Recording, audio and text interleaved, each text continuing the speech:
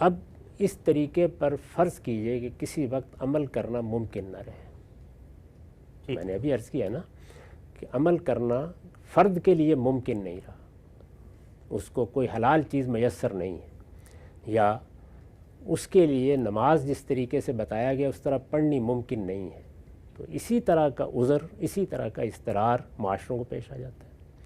اگر کسی معاشرے کو اضطرار پیش آ گیا ہے تو پھر کیا ہوگا؟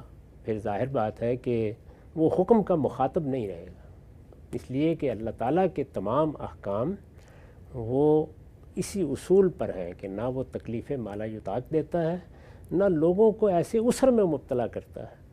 سوسائٹی کو دیکھا جائے گا کیا ہم اس حکم پر عمل کرنے کی پوزیشن میں ہیں۔ اب اگر آپ دیانتداری سے اس نتیجے پر پہنچے ہیں کہ اگر اس حکم پر عمل کیا جائے، یعنی اس کے لیے کوئی طریقہ اختیار کیا جائے، تو امن قائم نہیں ہوگا، بدامنی پیدا ہو جائے گی۔ اللہ کے بتائے ہوئے طریقے پہ عمل کریں گے تو نقصان ہو جائے گا۔ بعض اوقات ایسا ہوتا ہے جیسے کہ آپ بھوکے اگر رہے، اللہ تعالیٰ کے حکم کے مطابق حرام نہ کھائیں تو مر جائیں گے نا۔ اضطرار کس کو کہتے ہیں؟ یا اسی طریقے سے مثال کے طور پر آپ سواری پر ہیں، ادھر جنگ میں تیر برس رہے ہیں، آپ کہتے ہیں کہ میں تو نماز نیچے اتر کے پڑھوں گا۔ دیکھا ہوگا آپ نے بہت سے لوگوں کو، وہ جہاز میں کھڑے ہو جاتے ہیں۔ ظاہر ہے کہ آپ کو یہ معلوم ہے کہ جہاز میں اس طرح کھڑے ہونا یہ حفاظت کے نقطہ نظر سے ایک بلنڈر ہے، نہیں کھڑا ہونا چاہیے آپ کو۔ اسی طرح کا معاملہ، اب ٹرین کھڑی ہے، ٹرین نے تو اپنے قاعدے سے چلنا ہے نا۔ آپ اترے اور اتر کے آپ نے اللہ اکبر پلیٹ فارم پر کھڑے ہو کے شروع ہو گئے۔ تو اس طرح کے کسی موقع کے اوپر اصول کیا ہوگا کہ اللہ کے حکم پر عمل کرنا ممکن نہیں ہے، یا ممکن نہیں ہے یا بہت مشقت کا باعث بنے گا، تکلیف کا باعث بنے گا۔ تو اس طرح کے موقعوں پر میں نے پہلے اصول میں یہ بات سمجھائی کہ آپ اللہ کے حکم کے مخاطب نہیں رہے، یہ دیانتداری سے فیصلہ کر لیا۔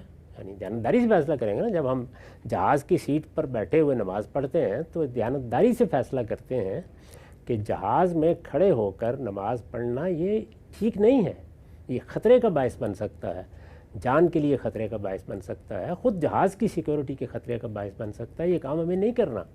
تو جب ہم دیانتداری سے اس نتیجے پر پہنچ گئے تو اب گویا کھڑے ہو کر قیام کر کے اس طرح جیسے نماز پڑھی جاتی ہے پڑھنا، یہ خدا کا حکم ہی نہیں رہا، یعنی اللہ کا حکم اب ہم سے متعلق نہیں ہے۔